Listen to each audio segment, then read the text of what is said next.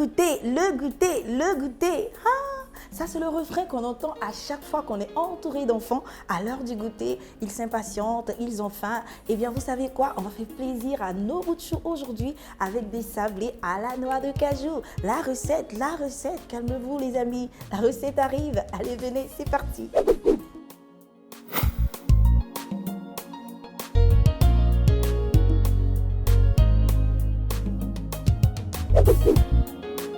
Pour cette recette, il nous faut de la farine, du beurre, du sel, de la levure chimique, de l'essence de vanille, des œufs, des noix de cajou et du sucre.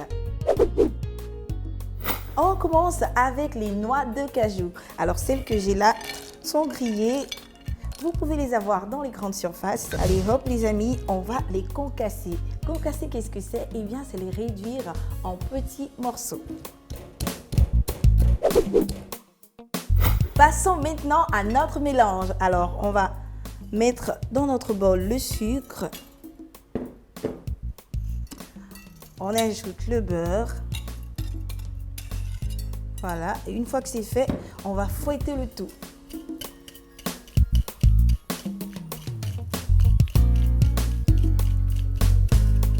Une fois qu'on a un mélange homogène, eh bien, on peut rajouter le fromage.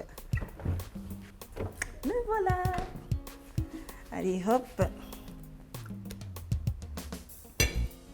On n'oublie pas les œufs. Il faut également quelques gouttes d'essence de vanille pour donner un bon parfum. Voilà. Et c'est reparti les amis. On fouette, on fouette, on fouette.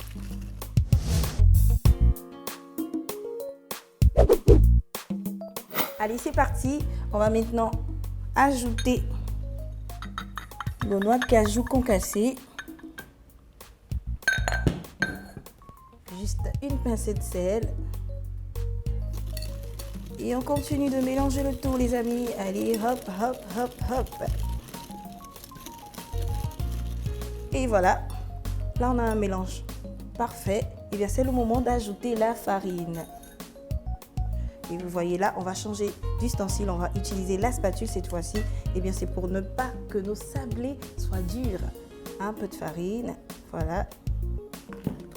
On mélange et on répète le même geste jusqu'à finir toute la farine.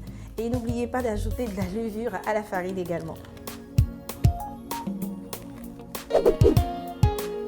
Une fois qu'on ajoute notre mélange farine et levure chimique, eh bien on obtient ce résultat, une belle pâte assez molle. Allez les amis, on va maintenant mettre notre pâte dans la poche à douille. Il faut l'enfiler tout doucement comme ça. Faites un creux à l'intérieur. Et vous prenez la pâte petit à petit, voilà. Ainsi de suite jusqu'à avoir la quantité nécessaire. Allez, c'est parti les amis. On va maintenant dresser notre pâte dans une plaque anti-adhésive. Et si vous n'avez pas de plaque anti-adhésive, n'oubliez pas de mettre du papier sulfurisé dans votre plaque. On commence tout doucement comme ça. On remonte par-dessus. Tada! Ainsi de suite jusqu'à finir toute la pâte.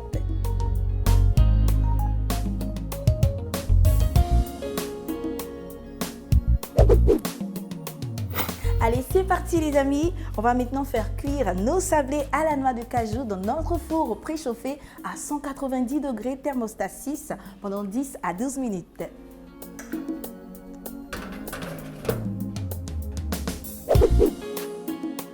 Pour faire des sablés à la noix de cajou, il nous faut 400 g de farine, une demi-cuillerée à café de levure chimique, une pincée de sel, 230 g de beurre, 100 g de fromage frais, 200 g de sucre en poudre, 3 œufs, 200 g de noix de cajou et 2 cuillerées à soupe d'essence de vanille.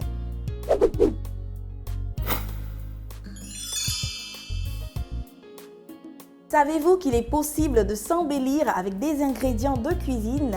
Eh bien oui, par exemple, si vous avez une peau sèche et que vous voulez l'assouplir, vous pouvez faire un masque avec 2 jaunes d'œufs et 2 cuillerées à café d'huile d'amande douce. Vous mélangez bien le tout, vous appliquez, vous laissez reposer pendant 15 minutes et vous rincez à l'eau tiède.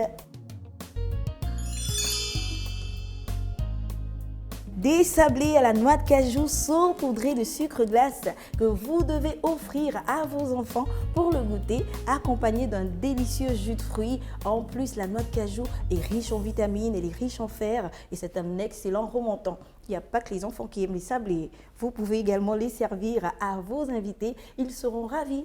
Et si vous voulez les conserver, c'est possible les amis. Il suffit de les mettre dans une boîte hermétique pendant 2 à 3 jours. Tout est dit, c'est maintenant à vous de jouer. Essayez la recette, régalez-vous et n'oubliez pas de me retrouver demain pour une autre recette avec Cordon Bleu TV. Une fois qu'on ajoute notre mélange farine et levure, quand casser, qu'est-ce que c'est? Eh bien, c'est rude. Si les amis, on va maintenant dresser notre pâte. On reprend dans une plaque anti-adhésive.